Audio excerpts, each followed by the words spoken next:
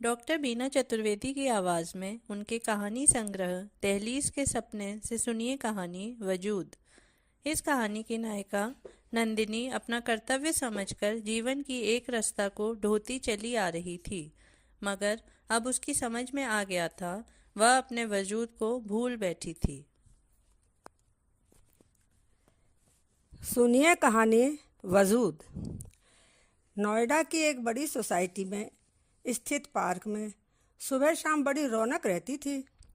Park के कोने में पड़ी बेंच पर नंदिनी काफ़ी देर से नितांत अकेली बैठी थी। उसे देखकर ऐसा लग रहा था मानो वह बहुत परेशान और चिंताग्रस्त थी। शाम के समय पक्षियों का कलरव और बच्चों की धमाचौकड़ी भी उसे विचलित नहीं कर पा रही थी।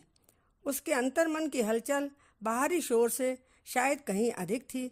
उसकी समझ में नहीं आ रहा था कि आखिर उससे गलती कहाँ हुई थी। घर की जिम्मेदारी हो या बच्चों की, पति इन सब से दूर ही रहते थे। उसने कड़ी मेहनत करके अपने बलबूते पर बच्चों की परवरिश की थी, उन्हें इस काबिल बनाया था कि वे खुले आकाश में स्वच्छंद उड़ान भर सकें। मगर न मालूम क्यों और कैसे हुआ कि वक्त के साथ बच्चे भी बदल गए थे। बेटा ही नहीं बल्कि बेटी की भी धारणा उसके प्रति अच्छी नहीं थी। वह विचार मग्न होकर यही सब सोच रही थी कि उसने तो भरसक प्रयास किया था कि बच्चों की सोच अच्छी रहे, मगर खून में ही कमी थी जो कि पिता द्वारा दिया गया था। अब वह क्या करे, कहाँ जाए, समझ नहीं पा रही थी। बेटा विदेश चला गया था और उसने वहीं विदेशी लड़की से शादी कर ली थी। उसे माँ की कभी याद तक नहीं आती थी। कभी फ़ोन पर बात करके उनके हालचाल लेने की भी वह ज़रूरत नहीं समझता था। उसने अपनी अलग दुनिया बसा ली थी। पति अरविंद ने रिटायरमेंट के बाद घर से नाता तोड़ दिया था। वह यहाँ वहाँ घूमते फिरते मौज मस्ती करते रहते थे। नंदिनी की चिंता उन्हें कभी भी नहीं थी, सो अब क्या करते। बेटी परिधि प्यार के चक्कर में फंस गई थी, अतः समय रहते नंदिनी ने उसके पसंद के लड़के से शादी करके इस मुसीबत से छुटकारा पा लिया था। परिधि कानपुर में अपने पति के साथ रहती थी। परिधि प्रेग्नेंट थी, उसे सहारे की ज़रूरत थी। उसने माँ से कहा था कि माँ, आप कुछ दिनों के लिए मेरे पास आ जाओ। नोएडा के फ्लैट में नंदिनी अकेली रहती थी। खाली घर उसे खाने को दौड़ता था। नंदिनी यही सोचकर परिधि के पास गई थी कि कुछ दिनों के लिए उसे अकेलेपन से मुक्ति मिल जाएगी, थोड़ा दिल बहल जाएगा।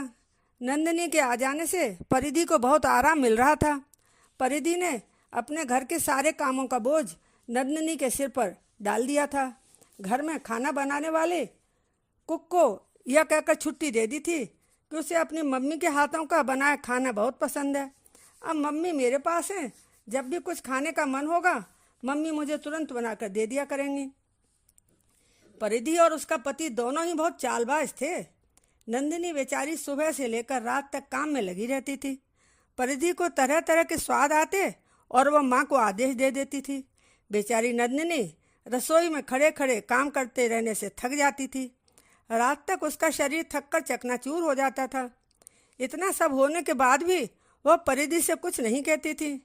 स्वार्थी बेटी को माँ के ऊपर थोड़ी भी दया नहीं आती थी। दिल की बेचैनी और छटपटाहट को दूर करने के लिए वह शाम के समय घूमने के बहाने से पार्क में जाने लगी थी। कुछ ही समय के लिए खुली हवा में सांस लेकर वह स्वयं को तरोताज़ा महसूस कर लेती थी। एक दिन नंदिनी पार्क में गुमसुम बैठी हुई थी। वह किसी से बात भी नहीं करती थी। तभी एक भद्र महिला ने पीछे से चुपचाप आकर उसकी आंखों को अपने हाथों से बंद कर दिया था। अकस्मात हुए इस हमले से नंदिनी घबराने लगी और अपनी आंखों से उन हाथों को हटाने का प्रयास करते हुए कहने लगी, अरे आप कौन हैं? मेरी आंखें बंद क्यों कर दी हैं? कुछ तो बोलिए। उस महिला ने खिलखिलाते हुए नंदिनी की आंखों से हाथ हटा लिए थे। उसकी खिलखिलाहट को सुनते ही नंदिनी कहने लगी, अरे अंजलि, तू कहाँ से आ गई? लखनऊ शहर की नंदिनी और अंजलि दोनों बचपन की सहेली थीं। शादी से पूर्व दोनों साथ साथ स्कूल जाती, कॉलेज जाती थीं। दोनों के घर भी सटे हुए थे। शादी के बाद 2-4 बार ही ये दोनों मिल सकी थीं। आज अकस्मात दोनों की मुलाकात होने पर दोनों बेहद खुश हो रही थीं, एक दूसरे के गले लग रही थीं। अंजलि ने बताया कि उसके बेटे बहू का घर यहीं नज़दीक में है। वह और उसके पति बच्चों के साथ यहीं रहते हैं। अंजलि नंदिनी से कहने लगी कि वह उसके साथ उसके घर चले। नंदिनी ने कहा कि वह अभी नहीं चल सकेगी, उसे घर जाकर खाना बनाना है। उसकी बेटी दामाद इंतजार कर रहे होंगे। अंजलि ने नंदिनी से उसका मोबाइल नंबर और घर का पता लेकर उससे कहा था कि कल सुबह वह उसे लेने आएगी, तैयार रहना। तुझे 2-4 दिन मेरे पास ही रहना होगा, खूब गपशप करेंगे। नंदिनी ने कहा था ठीक है। नंदिनी पार्क से जब घर वापस आई थी तब अंधेरा हो गया था, मगर अंजलि से मिलकर उसे ऐसा लग रहा था मानो उसकी ज़िंदगी रोशन हो गई थी। उसका दिलो दिमाग प्रफुल्लित हो रहा था, उसकी चाल में फुर्ती आ गई थी। वह ऐसा अनुभव कर रही थी जैसे उसके शरीर की सारी थकान गायब हो गई थी। इस अजनबी शहर में एक लंबे अरसे के बाद बचपन की सखी अंजलि का मिलना उसके लिए किसी तोहफे से कम नहीं था। घर पहुंचकर उसने खाना बनाया, रोज की तरह रसोई के सब काम निपटाए और कमरे में आकर बिस्तर पर लेट गई थी। खुशी के कारण उसकी आंखों से नींद गायब हो चुकी थी। नंदिनी मधुर स्मृतियों में खो गई थी। उसका जीवन रूपी किताब का हर एक पन्ना उसके समक्ष खुलता जा रहा था। वह देख पा रही थी उन पलों को जो उसने अंजलि के साथ बिताए नहीं, बल्कि जिन्हें उसने खुलकर जिया था। बचपन के दिनों में उनका हंसना रोना, लड़ना झगड़ना, रूठना मनाना सब कितना सुखद हुआ करता था। गिल्ली डंडा, खो खो, कबड्डी, छुपा छुपी जैसे अनगिनत खेल खेलते हुए दोनों स्कूल से कॉलेज तक पहुंच गई थी। नंदिनी की शादी के बाद उसका लखनऊ आना जाना बहुत कम होता था और अंजलि भी ससुराल चली गई थी। शराब और शबाब के शौकीन पति ने उसे पत्नी का दर्जा सही मायने में कभी नहीं दिया था। उसके लिए पत्नी केवल मात्र भोग की वस्तु थी। वह उसे पैर की जूती समझते थे। नंदिनी के सास ससुर बहुत अच्छे थे, उन्होंने उसे प्यार और अपनापन दिया था। उन लोगों से नंदिनी का अकेलापन, उदासी और छटपटाहट छिपी नहीं थी। सासू जी के लाड प्यार की वजह से ही उसने अपनी जिंदगी को जिया था। नंदिनी के जीवन की उदासी बच्चों के आ जाने पर कम हो गई थी। उसके जीवन को एक नई दिशा मिल गई थी। अपने दर्द और तकलीफ़ों के बारे में सोचने का अब उसके पास समय नहीं बचा था। एक एक करके नंदिनी के सास और ससुर का स्वर्गवास हो गया था। बच्चे बड़े हो गए थे। बेटा विदेश पढ़ने चला गया था। कुछ ही समय में माँ के त्याग और तपस्या को भुलाकर उसने विदेश में ही शादी कर ली थी। उसे माँ की कतई परवाह नहीं थी। इससे नंदिनी को बहुत आघात पहुंचा था। वह सोच रही थी कि आजकल रिश्तों में अपनापन समाप्त होता जा रहा है और स्वार्थ ही हावी होता जा रहा है। जब तक मतलब निकलता है तभी तक का रिश्ता रहता है। मेरी बेटी को ही मैं देख रही हूँ। उसे मालूम है कि मेरे इस दुनिया से चले जाने के बाद मेरा सब कुछ उसे ही मिलेगा, क्योंकि बेटा तो यहाँ आता ही नहीं है। फिर भी उसे धैर्य नहीं है। कह रही थी कि माँ, आप अपना नोएडा का फ्लैट बेच क्यों नहीं देती? वहाँ अकेली क्यों रहती हैं? यहीं मेरे पास रहा करिए। नंदिनी सोच रही थी, इस मेरी बेटी ने मुझे अपने घर की नौकरानी बना रखा है और यह चाहती है कि मैं सर्वदा उसकी चाकरी करती रहूं। अरे, इससे तो इस बात की आशा करना ही व्यर्थ है कि यह कभी भी मेरी इज्जत करेगी, मुझे सम्मान देगी। जो माँ को 2 रोटी भी जायदाद समाज के लिए लोभ लालच में खिला रही है, वह बेटी कैसे हो सकती है? अगले दिन सुबह 9 बजते ही अंजलि अपने पति के साथ नंदिनी को लेने आ गई थी। उसने कॉलबेल बजाई थी, जिसे सुनते ही नंदिनी ने तुरंत दरवाज़ा खोल दिया था। परिधि ने देखा कि एक अंकल और आंटी आए थे। परिधि उन्हें नहीं जानती थी। नंदिनी ने मुस्कुराते हुए उनका स्वागत किया था। अंजलि कहने लगी, नंदिनी, तुम शीघ्रता से हमारे साथ चलो, हम रुकेंगे नहीं। हम लोग गाड़ी लेकर आए हैं। इसी गाड़ी से बेटे को ऑफिस जाना है, क्योंकि बेटे की गाड़ी आज सर्विस के लिए गई है। नंदिनी ने उनका परिचय कराते हुए परिधि से कहा, बेटा, ये आपके मौसी मौसाजी हैं, तुम इन्हें नहीं जानती। अंजलि मेरे बचपन की सहेली है। मैं इन लोगों के साथ इनके घर जा रही हूँ। अब 2-4 दिनों बाद आऊँगी, तुम चिंता मत करना। इतना कहकर नंदिनी ने अपना बैग उठाया और उन लोगों के साथ चल दी। उन लोगों के समक्ष परिधि की बोलती बंद हो गई थी। जब नंदिनी अंजलि के घर पहुंची थी तब बड़ी ही आत्मीयता के साथ अंजलि के बेटे और बहू ने नंदिनी का स्वागत किया था।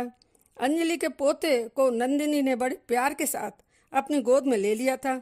वह मासूम बच्चा अपनी तोतली बोली में नंदिनी से बातें कर रहा था। अभी तक नंदिनी इस सुख से वंचित थी। कुछ क्षणों के लिए नंदिनी सब कुछ भूलकर उसके साथ खेलने लगी थी। अंजलि और उसके पति इस मोहक दृश्य को देखकर खुश हो रहे थे। नंदिनी अंजलि से कह रही थी, अंजलि, तुम्हारे बेटे बहू और पोते से मिलकर मुझे बहुत अच्छा लग रहा है। सच में आप लोग बहुत खुशकिस्मत हैं। अंजलि के घर के जीवंत वातावरण में रहकर नंदिनी को वह सुखमय आनंद मिल रहा था जिसके लिए वह आजीवन तरसती रही थी। नंदिनी ने अंजलि से कहा कि यहाँ से जाने का मेरा मन तो नहीं हो रहा, मगर जाना तो पड़ेगा ही। 4 दिनों बाद अंजलि के बेटा बहू और स्वयं अंजलि नंदिनी को छोड़ने के लिए परिधि के घर आए थे। वापस आने पर नंदिनी मुंह खोकर घर के सभी कार्यों को निपटाने में लग गई थी। परिधि का माथा ठनका हुआ था। वह माँ से सीधे मुंह बात नहीं कर रही थी। नंदिनी ने परिधि से पूछा था कि उसकी कुक कब आएगी। परिधि कहने लगी कि माँ, आप ऐसा क्यों पूछ रही हैं? क्या आप फिर से अपनी सहेली के घर जाने वाली हैं? ऐसा लगता है इन लोगों ने आपकी बहुत खातिरदारी की थी। नंदिनी ने कहा कि उसे शीघ्र नोएडा जाना है। नोएडा से पड़ोसन का फ़ोन आया था। उसने बताया था कि आपके फ्लैट में पानी भर गया है और बहकर बाहर तक आ रहा है। शायद कोई नल खराब हो गया होगा। उसने मुझसे कहा था कि आप शीघ्र ही आइए, वरना बहुत नुकसान हो जाएगा। नंदिनी ने परिधि से कहा कि वह कल सुबह की बस से नोएडा चली जाएगी, तुम लोग अपना देख लेना। नंदिनी की बात सुनकर परिधि के होश उड़ गए थे। अपनी बात कहकर नंदिनी चुपचाप कमरे में आ गई थी। बिस्तर पर लेटी हुई नंदिनी सोच रही थी कि अंजलि का परिवार कितना सुखी और खुशहाल है। उसके बेटा बहू अंजलि और उसके पति का कितना आदर सम्मान करते हैं। अंजलि की खुशहाली देखने के बाद उसे अपनी बदहाली पर रोना आ रहा था। उसके अपने बच्चे स्वार्थ और लालच में अंधे हो गए थे। नंदिनी स्वयं से प्रश्न कर रही थी कि क्या उसका जन्म त्याग और बलिदान के लिए ही हुआ था? क्या उसका अपना कोई वजूद नहीं है? वह जीवन की एक रास्ता को ढोती चली आ रही थी, महज अपना कर्तव्य समझकर। आखिर उसने ऐसी कौन सी गलती की थी जिसके कारण उसके बच्चों ने उसका साथ नहीं दिया था? विधाता ने उसके भाग्य में कर्तव्यों की बहुत बड़ी लिस्ट डाल दी थी और अधिकारों की लिस्ट डालना शायद भूल गए थे। यही वजह थी कि उसे अपनी जिंदगी में कोई भी अधिकार कभी नहीं मिले थे। अब नंदिनी की समझ में आ गया था कि जिंदगी भर उसने जो कष्ट उठाए थे वह स्वयं की वजह से ही उठाए थे। वह इस बात को भूल बैठी थी कि उसका स्वयं का भी एक वजूद है। जब इंसान अपनी इज्जत स्वयं नहीं करेगा तब दूसरे लोग उसकी इज्जत क्यों करेंगे?